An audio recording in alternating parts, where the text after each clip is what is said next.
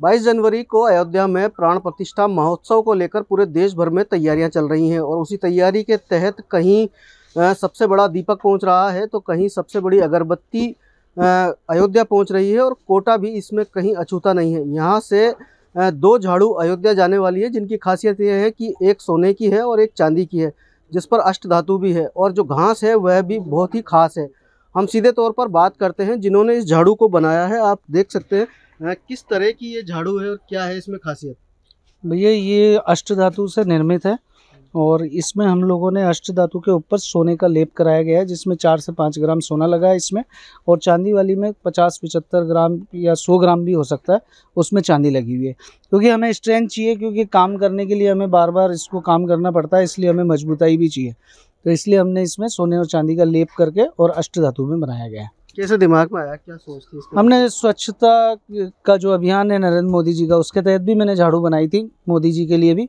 तो मैंने कहा रामलला के लिए इतना बड़ा प्रोग्राम और इतना बड़ा आयोजन इस देश में हो रहा है तो क्यों ना हम लोग झाड़ू बनाई जाए। और झाड़ू की खासियत ये है कि झाड़ू दिवाली और धनतेरस के दिन लक्ष्मी का वास बोला जाता है इसमें, और इसमें कोई भी शुभ कार्य होता है तो लक्ष्मी का पूजन के रूप में झाड़ू को रखा जाता है।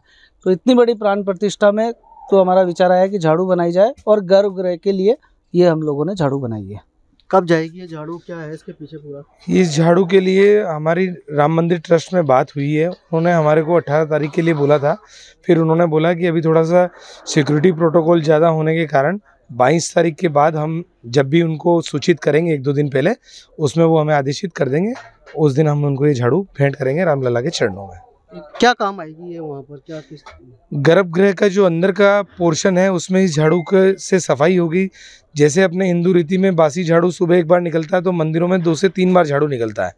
उस जो रेडियस जो गर्भगृह का रहेगा उसके तीनों बार इसी झाड़ू से झाड़ू निकलने की पूरी उम्मीद है। तो इसके लिए सर क्या है, हम लोगों ने Guinness book of world record, Limca book of record के लिए भी दे रहे हैं हम इसको, उनकी भी डिटेल वो मांग रहे हैं हमसे, उनकी भी डिटेल हम लोग जल्दी ही भेज देंगे।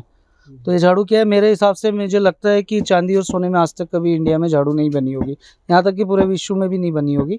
इसलिए मुझे लगता है कि लिम्का बुक ऑफ रिकॉर्ड में आना चाहिए, और उन्होंने मुझसे इसके लिए डिटेल मांगी है।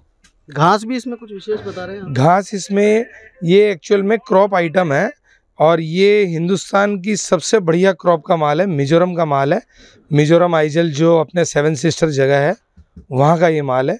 इसकी और घासों से इसकी लाइफ बहुत अच्छी है और ये और चीज़ों से झड़ता भी बहुत कम है।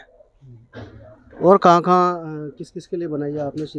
श्रीनाथ जी के लिए ये झाड़ू हमने बनाई है, ये भी चांदी की है और हमने उन लोगों को भी बोल दिया है, तो अभी जैसे ही हम लोगों को समय मिलेगा श्रीनाथ जी के चरणों में ये झाड़ू भेंट की जाएगी। तो ये सोने की झाड़ू है और एक पूरा जो आयोजन है उसके बाद जो गर्भगृह बनेगा, गर्भगृह के अंदर इस झाड़ू को लगाया जाएगा। तो जो प्राण प्रतिष्ठा महोत्सव है उसमें पूरे देश भर का योगदान है और वहीं कोटा भी इसमें कहीं अछूता नहीं है। कोटा से एबीपी न्यूज़ के लिए दिनेश कश्यप।